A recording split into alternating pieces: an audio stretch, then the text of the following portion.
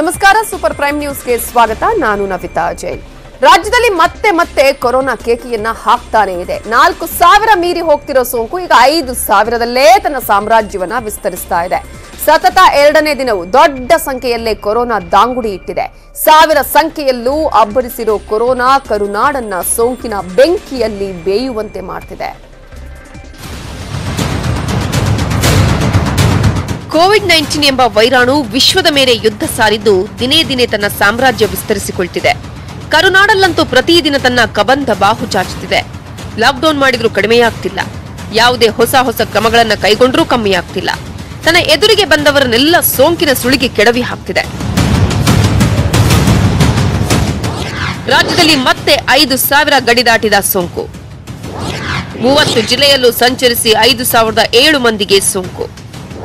23 ಜಿಲ್ಲೆಯಲ್ಲಿ 110 ಜೀವ ತೆಗೆದ ಕ್ರೂರಿ ಕೊರೋನಾ. ರಾಜ್ಯದಲ್ಲಿ ಕೊರೋನಾ ಅನ್ನೋದು ಕಮ್ಮಿ ಆಗ್ತಿದೆ ಅನ್ನುವ ಹೊತ್ತಲ್ಲೇ ಮತ್ತೆ ಅಬ್ಬರಿಸಿದೆ. ಕಳೆದ 3-4 ದಿನದಲ್ಲಿ ಸೋಂಕಿನ ಆರ್ಭಟ ಕಮ್ಮಿ ಆಯಿತು ಅಂತ ನಿಟ್ಟುಸಿರು ಬಿಡೋ ಹೊತ್ತಲ್ಲೇ ಮತ್ತೆ ಸುನಾಮಿಯಂತೆ ನುಗ್ಗಿ ಬಂದಿದೆ. ಸತತ 2ನೇ ದಿನವೂ ಕೊರೋನಾ 5,000 ಗಡಿ ದಾಟಿದ್ದು ಇಂದು 5,007 ಮಂದಿಯ ಬೆನ್ನು ಹತ್ತಿದೆ. ಈ ಮೂಲಕ ರಾಜ್ಯದಲ್ಲಿ ಸೋಂಕಿತರ ಸಂಖ್ಯೆ ಒಟ್ಟು 85,870 ಆಗಿದೆ. ಇಂದು ಬರೋಬ್ಬರಿ 110 ಜೀವ ತೆಗೆದಿದ್ದು ಸಾವಿನ ಸವಾರಿ ಮುಂದುವರಿಸಿದೆ. ಈ ಮೂಲಕ ರಾಜ್ಯದಲ್ಲಿ ಇದುವರೆಗೂ ಸೋಂಕಿನಿಂದ ಸಾವನ್ನಪ್ಪಿದವರ ಸಂಖ್ಯೆ 1,724 ಆಗಿದೆ. ರಾಜ್ಯದಲ್ಲಿ ಸೋಂಕಿನ ಸುನಾಮಿ ಯಾವ ರೀತಿ ಏರ್ತಿದೆ ಅಂತ ನೋಡಿದ್ರೆ, ಜುಲೈ 20ರಂದು ರಾಜ್ಯದಲ್ಲಿ 3,648 ಜನರ ಬೆನ್ನು ಹತ್ತಿದ ಸೋಂಕು ಅಂದು 72 ಸೋಂಕಿತರ ಜೀವ ತೆಗೆದಿತ್ತು. ಜುಲೈ 21ರಂದು 3,649 ಮಂದಿ ತನ್ನ ಮುಂದೆ ಮಂಡಿಯೂರುವಂತೆ ಮಾಡಿದ ಸೋಂಕು 61 ಜನರನ್ನ ಬಲಿ ಪಡೆದಿತ್ತು. ಜುಲೈ 22ನೇ ತಾರೀಕು 4,764 ಮಂದಿಗೆ ಗಾಳ ಹಾಕಿ 55 ಸೋಂಕಿತರ ಪ್ರಾಣ ತೆಗೆದಿತ್ತು. ನಿನ್ನೆ 5,000ಕ್ಕೆ ತನ್ನ ಸಾಮ್ರಾಜ್ಯ ವಿಸ್ತರಿಸಿ 5,030 ಮಂದಿಗೆ ಸೋಂಕು, 97 ಮಂದಿ ಕಣ್ಮುಚ್ಚುವಂತೆ ಮಾಡಿತ್ತು. ಇವತ್ತು ಮತ್ತೆ 5,007 ಮಂದಿಗೆ ಸೋಂಕು ಹರಡಿದ್ದು ಬರೋಬ್ಬರಿ 110 ಮಂದಿ ಜೀವ ತೆಗೆದಿದೆ. ಈ ಮೂಲಕ ಕೇವಲ 5 ದಿನದಲ್ಲಿ 22,098 ಕೇಸ್ ದಾಖಲಾಗಿದ್ದು 395 ಮಂದಿ ಸಾವನ್ನಪ್ಪಿದ್ದಾರೆ.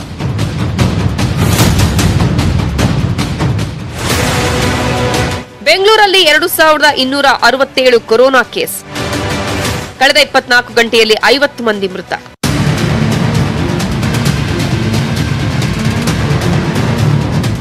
ಪಚ್ಚೆಯಲ್ಲಿ ಹಣ ಇಲ್ಲಿ ದುಡ್ಡಿಲ್ಲಿ ಎಲ್ಲೂ ಏನು ಯೂಸ್ ಆಗಿಲ್ಲ. ರಾಜ್ಯ ರಾಜಧಾನಿಯಂತೂ ಸೋಂಕಿನ ಸಿಟಿಯಾಗ್ತಿದೆ. ಪ್ರತಿದಿನ ಬೃಹತ್ ಬೆಂಗಳೂರಲ್ಲಿ ಸೋಂಕು ಕೂಡ ಬೃಹತ್ತಾಗೇ ತನ್ನ ಸಾಮ್ರಾಜ್ಯ ವಿಸ್ತರಿಸುತ್ತಿದೆ. ಸಿಟಿಯಲ್ಲಿ 1,000, 2,000 ಅನ್ನೋದು ಸಾಮಾನ್ಯವಾಗಿ ಬಿಟ್ಟಿದೆ. ಇವತ್ತು ಸಿಟಿಯಲ್ಲಿ 2,267 ಮಂದಿಗೆ ಸೋಂಕು ತಗುಲಿದ್ದು ಬೆಂಗಳೂರಿನ ಕೊರೋನಾ ಲೆಕ್ಕ 41,467 ಆಗಿದೆ. ಐಟಿ ಸಿಟಿಯಲ್ಲಿ ಇಂದು ಮತ್ತೆ 50 ಮಂದಿ ಸಾವನ್ನಪ್ಪಿದ್ದು ಇದುವರೆಗೂ 833 ಮಂದಿ ಸೋಂಕಿಗೆ ಬಲಿಯಾಗಿದ್ದಾರೆ. 12 ಜಿಲ್ಲೆಯಲ್ಲಿ 3 ಅಂಕಿಯಲ್ಲಿ ಸೋಂಕು. ಐಸಿಯುನಲ್ಲಿದ್ದಾರೆ 611 ಮಂದಿ ಸೋಂಕಿತರು. ಬೆಂಗಳೂರಲ್ಲಿ 1000 ಲೆಕ್ಕದಲ್ಲಿ ಪ್ರತಿದಿನ ಸೋಂಕು ಹರಡ್ತಾ ಇದ್ರೆ ಇಂದು ಮೈಸೂರಲ್ಲಿ 281 ಮಂದಿಗೆ ಕೊರೋನಾ ವಕ್ಕರಿಸಿದೆ. ಜಿಲ್ಲೆಯಲ್ಲಿ 6 ಜೀವಗಳನ್ನ ಬಲಿ ಪಡೆದಿರೋ ಸೋಂಕು ಒಟ್ಟು ಸಾವಿನ ಸಂಖ್ಯೆಯನ್ನ 99ಕ್ಕೆ ಏರಿಸಿಕೊಂಡಿದೆ. ಇಂದು ಒಟ್ಟು 12 ಜಿಲ್ಲೆಗಳಲ್ಲಿ 3 ಅಂಕಿಯಲ್ಲಿ ಸೋಂಕು ದಾಖಲಾಗಿದ್ದು ಜಿಲ್ಲೆಗಳು ಕಂಗಾಲಾಗಿ ಹೋಗಿವೆ. ಅದರಲ್ಲೂ ಉಡುಪಿ, ಬಾಗಲಕೋಟೆ, ದಕ್ಷಿಣ ಕನ್ನಡ, ಧಾರವಾಡ, ಕಲಬುರಗಿ ಜಿಲ್ಲೆಗಳು ಎದ್ದು ನಿಲ್ಲೋಕ್ಕೂ ಆಗದಂತೆ ಹೊಡೆತ ಕೊಡ್ತಾ ಇದೆ ಈ ಕೊರೋನಾ. 611 ಮಂದಿ ಐಸಿಯುನಲ್ಲಿ ಚಿಕಿತ್ಸೆ ಪಡಿತಾ ಇದ್ದು ಇದರಲ್ಲಿ 362 ಮಂದಿ ಬೆಂಗಳೂರಿಗರೇ ಆಗಿದ್ದಾರೆ. ಇಡೀ ರಾಜ್ಯಕ್ಕೆ ಕೊರೋನಾ ಕಂಟಕವಾಗಿದ್ದು ಕಂಟ್ರೋಲ್ಗೆ ಸಿಗ್ತಿಲ್ಲ. ಸದ್ಯ ದಿನ ಒಂದಕ್ಕೆ 5,000 ಲೆಕ್ಕ ಕೊಡ್ತಾ ಇದ್ದು ಮುಂದಿನ ದಿನಗಳಲ್ಲಿ ಇನ್ಯಾವ ರೀತಿ ಅಬ್ಬರಿಸುತ್ತೋ. Bureau report, news 18 Kannada. ಇನ್ನು ಸಿಲಿಕಾನ್ ಸಿಟಿ ಬೆಂಗಳೂರಲ್ಲಿ ಕೊರೋನಾ ರಣಕೇಕೆ ಹಾಕ್ತಿದೆ. ದಿನೇ ದಿನೇ ಸೋಂಕಿತರು ಸಾವಿನ ಸಂಖ್ಯೆ ದ್ವಿಗುಣವಾಗ್ತಾ ಇದೆ. ಒಂದ್ ಕಡೆ ಸೋಂಕಿತರ ಸಂಖ್ಯೆ ಜಾಸ್ತಿ ಆಗ್ತಾ ಇದ್ರೆ ಇನ್ನೊಂದ್ ಕಡೆ ರೋಗಿಗಳಿಗೆ ಸರಿಯಾದ ಚಿಕಿತ್ಸೆ ಸಿಗದೆ ನರಳಿ ಪ್ರಾಣ ಬಿಡ್ತಿದ್ದಾರೆ.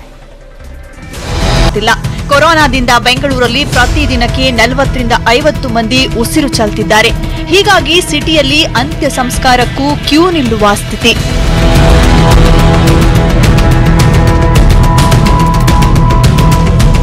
ಸುಮನಹಳ್ಳಿ, ಹೆಬ್ಬಾಳ ಚಿತಾಗಾರದಲ್ಲಿ ಆಂಬ್ಯುಲೆನ್ಸ್ಗಳು ಕ್ಯೂ ನಿಂತಿದ್ವು.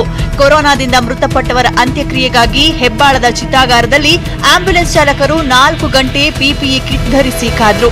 ಊಟ ಇಲ್ಲದೆ ನೀರಿಲ್ಲದೆ ಆಂಬ್ಯುಲೆನ್ಸ್ ಚಾಲಕರು ರಾಜಧಾನಿಯಲ್ಲಿ ಸೋಂಕಿತರು ಹೆಚ್ಚಾಗ್ತಿದ್ರು ಬಿಬಿಎಂಪಿ ಎಡವಟ್ಟುಗಳ ಮೇಲೆ ಎಡವಟ್ಟು ಮಾಡ್ತಿದೆ. ನಿನ್ನೆ ದೊಮ್ಮಲೂರಿನ ರೆಂಕಾ ಅಪಾರ್ಟ್ಮೆಂಟ್ ಅಲ್ಲಿ ತಗಡು ಹಾಕಿ ಸೀಲ್ ಡೌನ್ ಮಾಡಿದ್ರು. ಇಂದು ವನ್ನಾರ್ಪೇಟೆಯಲ್ಲಿ ಮನೆ ಬಾಗಿಲಿಗೆ ತಗಡಿನ ಶೀಟ್ ಹಾಕಿದೆ. ತುರ್ತು ಸಂದರ್ಭದಲ್ಲೂ ಮನೆಯಿಂದ ಹೊರಗೆ ಬರಕಾಗದಂತಹ ಸ್ಥಿತಿ. ಬಿಬಿಎಂಪಿ ಅಧಿಕಾರಿಗಳ ಇಂತಹ ವರ್ತನೆಗೆ ಸ್ಥಳೀಯರು ಕಿಡಿಕಾರಿದ್ರು. ಇವರು ಭಾನುವಾರ ಬಂದು ಸೀಲ್ ಮಾಡಬೇಕು. ನಾನು ಹೇಳಿದೆ ಸೀಲ್ ಮಾಡ್ರಪ್ಪ, ಬೇಡನಲ್ಲ, ಇಲ್ಲಿ ಮಾಡಬೇಡಿ, ಇಲ್ಲಿ ಮುಂದೆ ಮಾಡ್ರಯ್ಯ, ಈ ಮುಂದೆಗಡೆ ಮಾಡಿ. ಅಟ್ಲೀಸ್ಟ್ ನನಗೆ ಇದಾದ್ರು ಬಿಡಿ, ನನಗೆ ಆ ಮಗನ ಕರ್ಕೊಂಬಂದು ಒಂದು ಸ್ವಲ್ಪ ಹೊತ್ತು ಸನ್ಲೈಟ್ಗಾದ್ರು ತೋರ್ಸೋಕ್ಕೆ ಬೇಕಲ್ವಾ, ನನಗೆ ಬೆಳಕು ಬೇಕಾಗುತ್ತೆ. ಅವನಿಗೆ ಒಳಗಡೆ ಕತ್ತಲೇ ಕುಂತ್ರೆ ಮೈಂಡ್ ಒಂದು ಸ್ವಲ್ಪ ಅಪ್ಸೆಟ್ ಆಗ್ತದೆ, ಇದು ಡಿಪ್ರೆಸ್ ಆಗ್ತದೆ ಅಂತೇಳಿ ಈ ಕೇಳಲಿಲ್ಲ. ಅವರು ಇಲ್ಲೇ ಹಾಕಿ ಹೋದರು. ಮತ್ತು ನಾನು ಹಾಕಕ್ಕೆ ಬಿಡಲಿಲ್ಲ. ಪೊಲೀಸರ ಕರ್ಕೊಂಬಂದು ಸುಮ್ಮನೆರಪ್ಪ, ರೂಲ್ಸ್ ಇದೆ, ಅವ್ರು ಹಾಕ್ತಾರೆ ಅಂತೇಳಿ ಪೊಲೀಸರು ನಮ್ಮನ್ನೇ ಸುಮ್ಮನೆ ಮಾಡಿ ಅವರು ಇಲ್ಲಿ ಬಾಕ್ಲು ಹಾಕಿ ಹೋದರು. ನಾನು ಇನ್ನು ಸೋಂಕಿನ ಸಿಟಿಯಲ್ಲಿ ಕಿಲ್ಲರ್ ಕೊರೋನಾಗೆ ಇಡೀ ಕುಟುಂಬವೇ ಬಲಿಯಾಗಿದೆ. ಬೊಮ್ಮನಹಳ್ಳಿ ಆರೋಗ್ಯಾಧಿಕಾರಿಯ ತಂದೆ ತಾಯಿ ಮಾವ ಕೊರೋನಾದಿಂದ ಅಸುನೀಗಿದ್ದಾರೆ. 70 ವರ್ಷದ ತಂದೆ, 65 ವರ್ಷದ ತಾಯಿ, 49 ವರ್ಷದ ಮಾವ ಕೊರೋನಾಗೆ ಉಸಿರು ಚೆಲ್ಲಿದ್ದಾರೆ. ಸೂಕ್ತ ಚಿಕಿತ್ಸೆ ಸಿಗದೆ 3 ಮೃತಪಟ್ಟಿದ್ದಾರೆ ಎನ್ನಲಾಗಿದೆ. ಆರೋಗ್ಯ ಅಧಿಕಾರಿಗಳಿಗೆ ಹೀಗಾದ್ರೆ ಜನಸಾಮಾನ್ಯರ ಪಾಡೇನು ಅನ್ನೋ ಪ್ರಶ್ನೆ ಕಾಡ್ತಿದೆ. ಇನ್ನು ಬಿಎಂಟಿಸಿ ಬಸ್ನಲ್ಲಿ ತನ್ನ 2 ಮಕ್ಕಳ ಜೊತೆ ಪ್ರಯಾಣ ಮಾಡುತ್ತಿದ್ದ 55 ವರ್ಷದ ವ್ಯಕ್ತಿಯೊಬ್ಬರು ಉಸಿರಾಟದ ಸಮಸ್ಯೆಯಿಂದ ಬಸ್ಸಲ್ಲೇ ಕುಸಿದು ಬಿದ್ದ ಘಟನೆ ಮೆಜೆಸ್ಟಿಕ್ ಬಸ್ ನಿಲ್ದಾಣದಲ್ಲಿ ನಡೆದಿದೆ. ಪ್ರಜ್ಞೆ ಕಳೆದುಕೊಂಡ ತಂದೆಯನ್ನ ಅವರ ಮಕ್ಕಳು ಕೆಳಗಿಳಿಸಿದ್ರು. ಆದ್ರೆ 2 ಗಂಟೆ ಕಾದ್ರೂ ಆಂಬ್ಯುಲೆನ್ಸ್ ಸ್ಥಳಕ್ಕೆ ಬರಲಿಲ್ಲ. ಈ ವೇಳೆ ಮಕ್ಕಳು ಪೊಲೀಸರ ಮೇಲೆ ಕೂಗಾಡಿದ್ದಾರೆ. ಈ ವಿಡಿಯೋ ಸಾಮಾಜಿಕ ಜಾಲತಾಣದಲ್ಲಿ ವೈರಲ್ ಆಗಿದೆ. Bureau report, news 18 Kannada. ಖಾಸಗಿ ಆಸ್ಪತ್ರೆಗಳು 50% ಬೆಡ್ ಕೊಡಬೇಕು. ಯಾರೇ ಬಂದರೂ ಚಿಕಿತ್ಸೆಯನ್ನ ನಿರಾಕರಿಸಬಾರದು. ಸರ್ಕಾರದ ನಿಯಮಗಳನ್ನ ಪಾಲಿಸಲೇಬೇಕು. ಇಲ್ಲದಿದ್ರೆ ಕಾನೂನು ಕ್ರಮ ಕೈಗೊಳ್ಳಲಾಗುತ್ತೆ ಅಂತ ಸರ್ಕಾರ ಎಷ್ಟೇ ಎಚ್ಚರಿಕೆ ಕೊಡ್ತಾ ಇದ್ರು, ಪ್ರೈವೇಟ್ ಹಾಸ್ಪಿಟಲ್ಗಳದ್ದು ಮಾತ್ರ ಒಂದು ರೀತಿಯ ಪಟ್ಟು. ಬುದ್ಧಿ ಕಲಿಯದ ಖಾಸಗಿ ಆಸ್ಪತ್ರೆಗಳಿಗೆ ಐಎಎಸ್ ಅಧಿಕಾರಿಗಳು ಇವತ್ತು ಬಿಸಿ ಮುಟ್ಟಿಸಿದ್ದಾರೆ.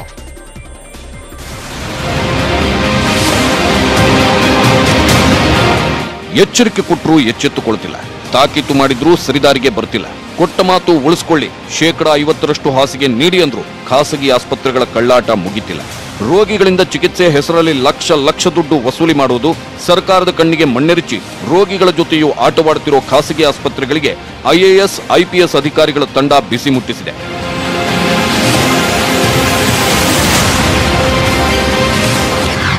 ಖಾಸಗಿ ಆಸ್ಪತ್ರೆಗಳ ಕಳ್ಳಾಟ ಬಯಲು ಮಾಡಿದ ಟೀಮ್. ದಾರಿ ತಪ್ಪಿದ ಆಸ್ಪತ್ರೆಗಳಿಗೆ ಅಧಿಕಾರಿಗಳ ಎಚ್ಚರಿಕೆ.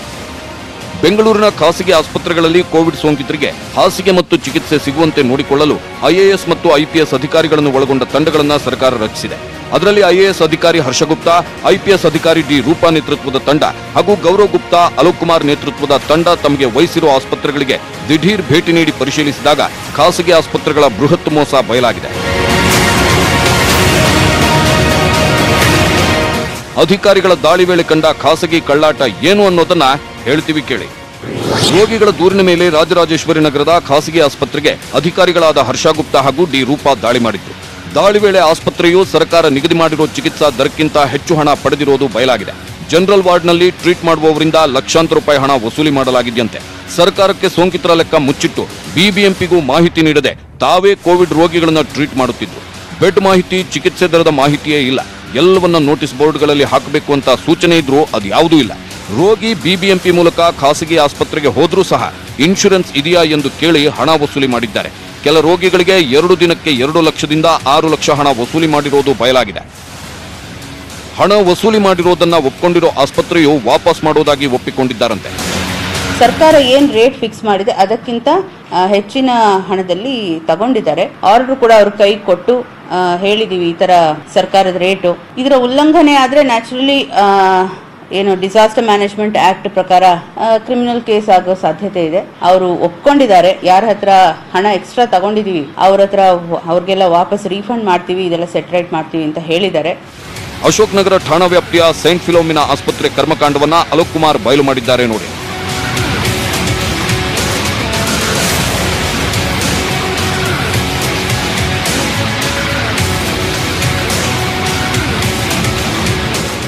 ಅನಾರೋಗ್ಯ ಹಿನ್ನೆಲೆ ಜುಲೈ 8ರಂದು ವ್ಯಕ್ತಿಯೋರ್ವ ಆಸ್ಪತ್ರೆಗೆ ದಾಖಲಾಗಿದ್ದರು. ನಂತರ ಕೋವಿಡ್ ಪರೀಕ್ಷೆಯ ವೇಳೆ ಪಾಸಿಟಿವ್ ಅಂತ ರಿಪೋರ್ಟ್ ಬಂದಿತ್ತು. 8ರಿಂದ 18ನೇ ತಾರೀಕಿನವರೆಗೂ ಆಸ್ಪತ್ರೆಯಲ್ಲಿ ಟ್ರೀಟ್ಮೆಂಟ್ ಮಾಡಲಾಗಿತ್ತು. 18ನೇ ತಾರೀಕಿನಂದು ಕೊರೋನಾ ಪರೀಕ್ಷೆ ಮಾಡಿದಾಗ ನೆಗೆಟಿವ್ ಆಗಿದ್ದು ಆಸ್ಪತ್ರೆಯ ಬಿಲ್ 1.5 ಲಕ್ಷ ಆಗಿತ್ತು. ಆದರೆ ಬಿಲ್ ಕಟ್ಟದೇ ಇದ್ದಿದ್ರಿಂದ ರೋಗಿಯನ್ನ ಡಿಸ್ಚಾರ್ಜ್ ಮಾಡಿರಲಿಲ್ಲ. ಇಂದು ಮುಂಜಾನೆ ಮತ್ತೆ ಆರೋಗ್ಯದಲ್ಲಿ ಏರುಪೇರಾಗಿ ರೋಗಿ ಸಾವನ್ನಪ್ಪಿದ್ದಾರೆ. ಆದರೂ ಮೃತದೇಹ ಕೊಡದೆ ಆಸ್ಪತ್ರೆಯ ಸಿಬ್ಬಂದಿ ಸತಾಯಿಸಿದ್ರು. ಸುದ್ದಿ ತಿಳಿದ ಅಲೋಕ್ ಕುಮಾರ್ ಆಸ್ಪತ್ರೆಗೆ ಭೇಟಿ ನೀಡಿ ಮೃತದೇಹ ಹಸ್ತಾಂತರಿಸುವಂತೆ ತಾಕೀತು ಮಾಡಿದ್ರು. 17th ಅವರು ಡಿಸ್ಚಾರ್ಜ್ ಮಾಡಿದ್ರೆ ಇವತ್ತು ಬೆಲ್ಲಿಗೆ ಆದ್ರೆ ಅವ್ರಿಗೆ ದುಡ್ಡು ಕಟ್ಟಿಲ್ಲ, ಅದರ ಸಲುವಾಗಿ ಅವ್ರಿಗೆ ಅಲ್ಲೇ ಇಟ್ಕೊಂಡಿದ್ರು. ಇವತ್ತು ಬೆಲ್ಲಿಗೆ ಅವರು ಸಾವು ಆಗಿದೆ. 1,70,000 ಬಹುಶಃ ಅದು ಆಗಿತ್ತು. ಅದೇ ನಾನು ಚೆಕ್ ಮಾಡ್ತಾ ಇದ್ದೆ, ಯಾಕೆ ಆಯ್ತು ಹಾಗೆ ಆಯ್ತು, ಅದು ಚೆಕ್ ಮಾಡ್ಲಿಕ್ಕೆ ಬಂದಿದ್ದೀವಿ. ನಾನು ಅವ್ರಿಗೆ ನಿರ್ದೇಶ ಕೊಟ್ಟಿದ್ದೇನೆ ಅದು ಸುಮ್ಮನೆ ಅವ್ರಿಗೆ ತೊಂದರೆ ಕೊಡಬಾರ್ದು. ಸೀರಿಯಲ್ ರೀತಿ ಖಾಸಗಿ ಆಸ್ಪತ್ರೆಗಳ ಕಳ್ಳಾಟ ಮುಂದುವರಿತಾನೆ ಇದೆ. ಇದರಿಂದ ಬೇಸತ್ತಿರುವ ಸರ್ಕಾರ ಖಡಕ್ ಎಚ್ಚರಿಕೆ ಕೊಡುತ್ತಿದೆ. ಮಹದೇವಪುರ ವಲಯದ ಖಾಸಗಿ ಆಸ್ಪತ್ರೆಗಳಿಗೆ ಸಚಿವ ಭೈರತಿ ಬಸವರಾಜ್ ಖುದ್ದು ಭೇಟಿ ನೀಡಿ ಪರಿಶೀಲಿಸಿದ್ರು. ಕೊರೋನಾ ಪೀಡಿತರಿಗೆ ಶೇಕಡಾ 50 ಬೆಡ್ ಕೊಡಬೇಕು, ಇಲ್ಲದಿದ್ದರೆ ಕ್ರಮ ಕೈಗೊಳ್ಳುವುದಾಗಿ ಎಚ್ಚರಿಸಿದ್ರು.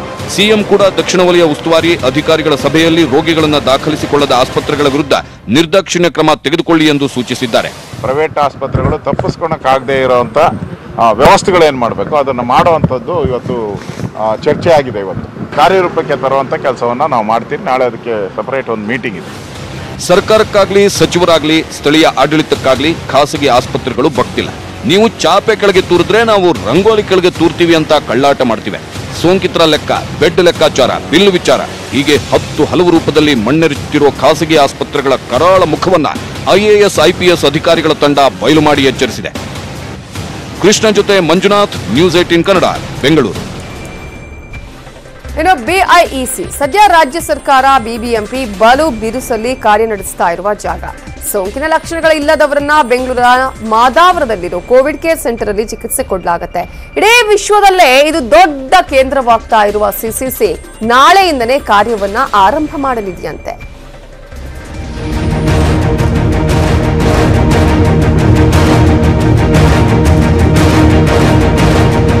ಕೋವಿಡ್ ಕೇರ್ ಸೆಂಟರ್ ಕೊರೋನಾ ಸೋಂಕಿನ ಲಕ್ಷಣವಿಲ್ಲದವರಿಗೆ ಆಸ್ಪತ್ರೆ ಬದಲು ಇಲ್ಲಿ ಚಿಕಿತ್ಸೆ ನೀಡಲಾಗುತ್ತೆ. ಇದಕ್ಕಾಗಿ ಬೆಂಗಳೂರಿನ ಮಾದಾವರ ಬಳಿ ಇರೋ BIEC ನಲ್ಲಿ 10,100 ಬೆಡ್ಗಳ ಕೋವಿಡ್ ಕೇರ್ ಸೆಂಟರ್ ರೆಡಿ ಆಗ್ತಾ ಇದೆ. ಇಡೀ ವಿಶ್ವದಲ್ಲೇ ಅತಿ ದೊಡ್ಡ ಸೆಂಟರ್ ಆಗಿರೋ CCC ನಾಳೆಯಿಂದಲೇ ಕಾರ್ಯನಿರ್ವಹಿಸಲಿದೆಯಂತೆ. ನಾಳೆಯಿಂದಲೇ ಕೋವಿಡ್ ಕೇರ್ ಸೆಂಟರ್ ಕಾರ್ಯಾರಂಭ. BIEC ನಲ್ಲಿನ ಕೇಂದ್ರಕ್ಕೆ ಸೋಂಕಿತರು ಶಿಫ್ಟ್.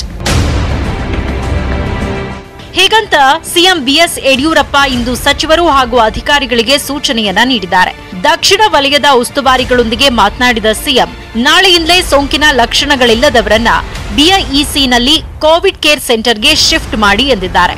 ಇದರಿಂದ ನಗರದಲ್ಲಿರುವ ಆಸ್ಪತ್ರೆಗಳ ಮೇಲೆ ಒತ್ತಡ ಕಡಿಮೆಯಾಗುತ್ತೆ.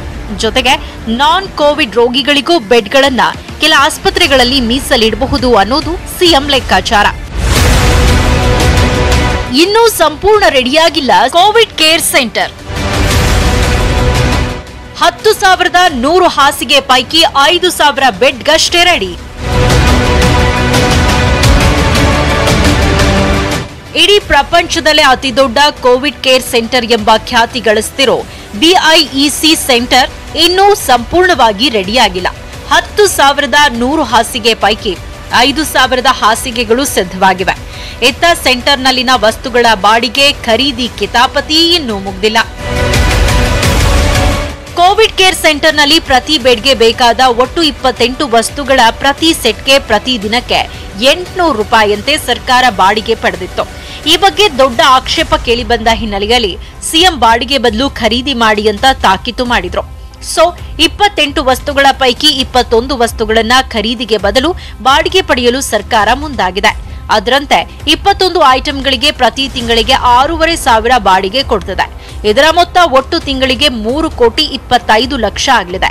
ಉಳಿದ ಮರುಬಳಕೆ ಮಾಡಬಹುದಾದ 7 ವಸ್ತುಗಳಿಗೆ ಪ್ರತಿ ತಿಂಗಳು 7,500 ಬಾಡಿಗೆಯಂತೆ ಈ ಮುಂಚೆ ದರ ನಿಗದಿ ಮಾಡಲಾಗಿತ್ತು.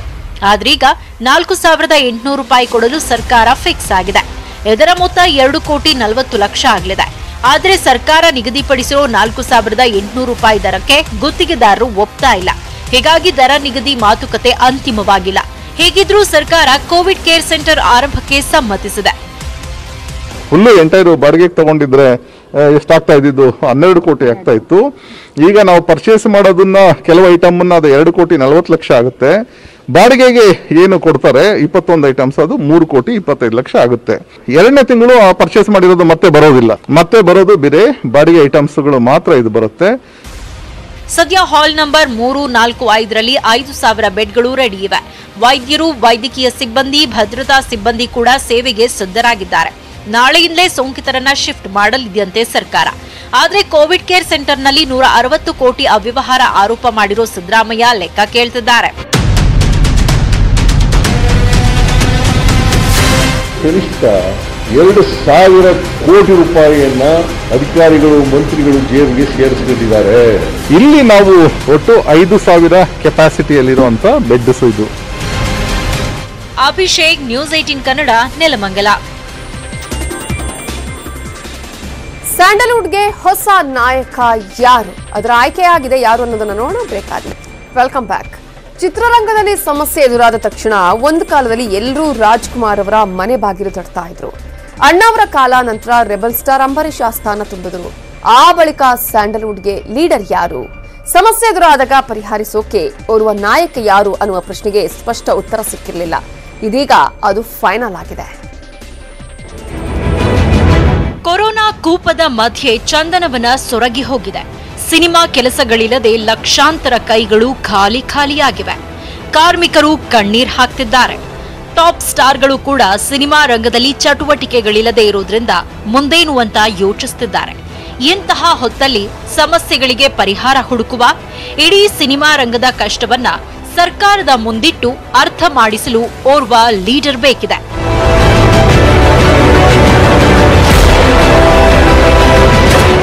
ಇಷ್ಟು ವರ್ಷ ಡಾಕ್ಟರ್ ರಾಜ್ಕುಮಾರ್, ಬಳಿಕ ಅಂಬರೀಷ್ ಆ ಸ್ಥಾನ ತುಂಬಿದ್ರು. ಯಾವುದೇ ಸಮಸ್ಯೆಗಳು ಎದುರಾದಾಗ ಇಡೀ ಚಿತ್ರರಂಗದ ಪ್ರತಿನಿಧಿಯಾಗಿ ಅಂಬಿ ಸಮಸ್ಯೆ ಬಗೆಹರಿಸುತ್ತಿದ್ರು. ಆದರೆ ರೆಬಲ್ ಸ್ಟಾರ್ ನಿಧನದ ಬಳಿಕ ಸ್ಯಾಂಡಲ್ವುಡ್ ನಾಯಕನ್ಯಾರು, ಅಣ್ಣ ಅವರು ಅಂಬಿ ಸ್ಥಾನವನ್ನ ತುಂಬೋರ್ ಯಾರು ಅನ್ನೋ ಪ್ರಶ್ನೆಗೆ ಉತ್ತರ ಸಿಕ್ಕಿದೆ. ಅವರೇ ಮಾಸ್ ಲೀಡರ್ ಶಿವರಾಜ್ ಕುಮಾರ್. ಚಂದನವನಕ್ಕೆ ಜೋಗಿಯೇ ಲೀಡರ್. ಕೊರೋನಾ ಕಷ್ಟ ಕಾಲದಲ್ಲಿ ವಜ್ರಕಾಯನ ಸಾರಥ್ಯ.